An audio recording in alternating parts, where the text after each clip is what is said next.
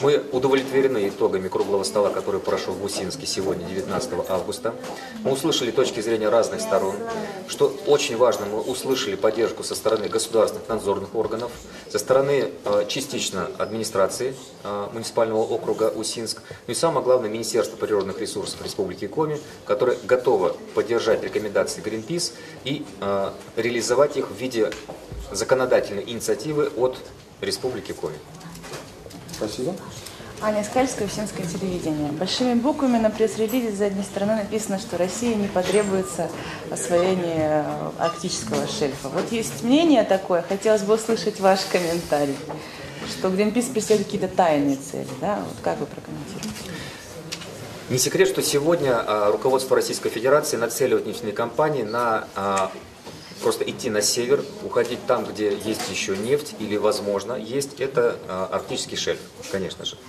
С нашей точки зрения, то, что сейчас происходит на наземных территориях, на арктических, на субарктических территориях, где пока не решена проблема нефтяных разливов, в гораздо более легких климатических условиях, условиях наличия инфраструктуры и так далее, уходить вот с таким багажом и опытом на арктический шельф, где все гораздо сложнее, где нету практически инфраструктуры, где сложнее реализация государственного экологического контроля, конечно же, нельзя.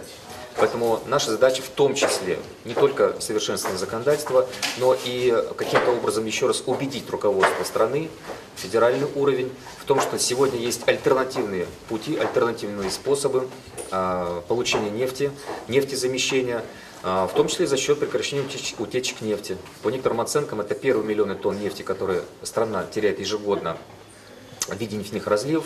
Это, например, сравнимо с тем, что будет добываться на платформе приразломная в Баренцевом море, в которой впадает река Печоры, которая уже сейчас выносит десятки тысяч тонн нефти в результате нефтяных разливов, в том числе на территории Республики Коми. Поэтому здесь наша задача, конечно же, не найти какой-то конфликт или какую-то конфронтацию.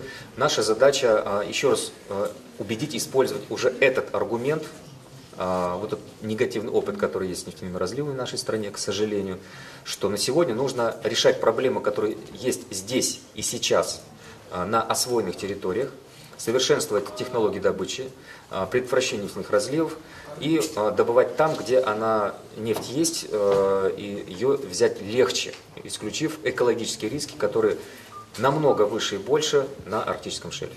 Но здесь и сейчас все равно когда-нибудь закончится. Не опоздаем ли мы туда и потом?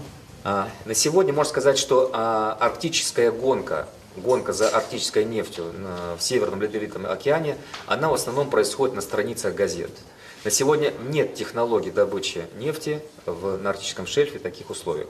Попытки таких компаний, как Shell, как Statoil добывать нефть на арктическом шельфе в суровых условиях, в ледовых условиях, они на сегодня пока, мягко говоря, не успешны. Например, Норвегия вообще запретила добывать нефть в ледовых условиях.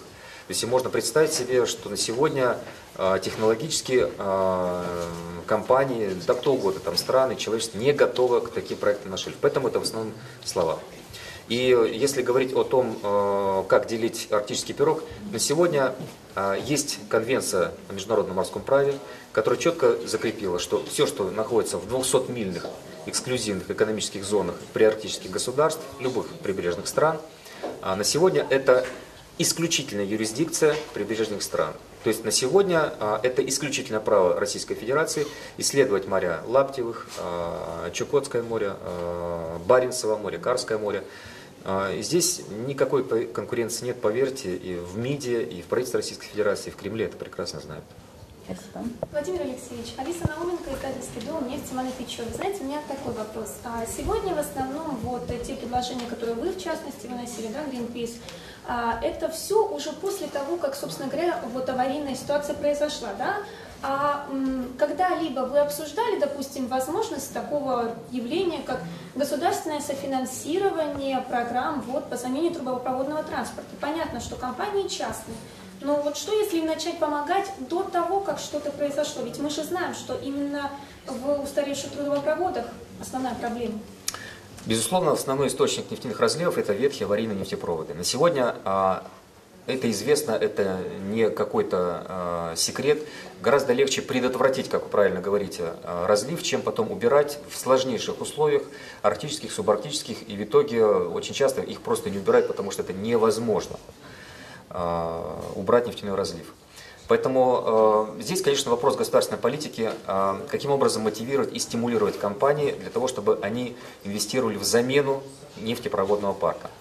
Ну, я бы не совсем согласился, что роль государства здесь с точки зрения финансовой помощи или стимулирования, она ключевая. На сегодня, по официальным данным, чистая прибыль нефтяных компаний, работающих на территории Российской Федерации, составляет около 5 миллиардов рублей с 2007 по 2011 год, то есть примерно, прошу прощения, 1 триллион рублей в год – это чистая прибыль нефтяных компаний, работающих в Российской Федерации. По оценке Министерства природных ресурсов, цена вопроса, цена замены, модернизации существующего парка промысловых нефтепроводов Российской Федерации примерно тот же триллион рублей.